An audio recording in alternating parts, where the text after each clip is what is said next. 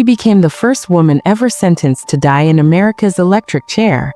But before that moment, Martha Place's life spiraled into a storm of jealousy, obsession, and madness, ending in one of the most infamous executions in United States history. This is American Artifacts Decoded, where we uncover the buried truths behind the relics of America's past.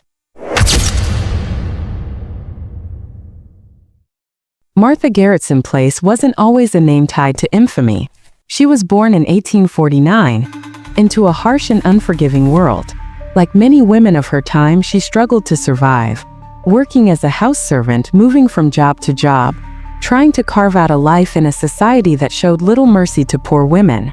Those who knew Martha said she carried a quiet storm inside her, a troubled mind, but not yet broken. When Martha took a position as a housekeeper for William Place, something changed.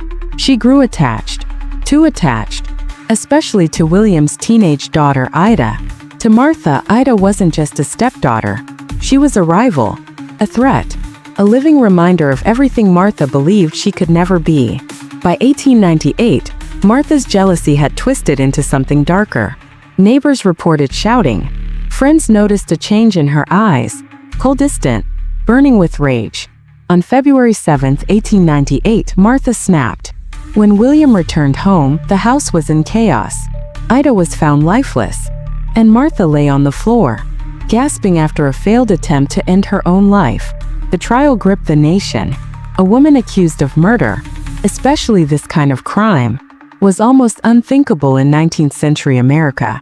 Throughout the proceedings, Martha showed no emotion, no tears, no denial. And in 1899, the jury reached a decision that would change history forever.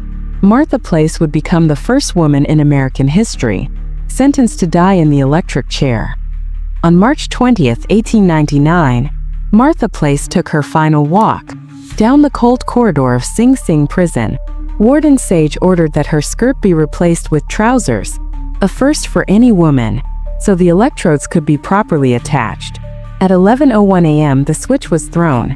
Witnesses later wrote that Martha's execution was surprisingly calm. Her final words were swallowed by the low, relentless hum of electricity.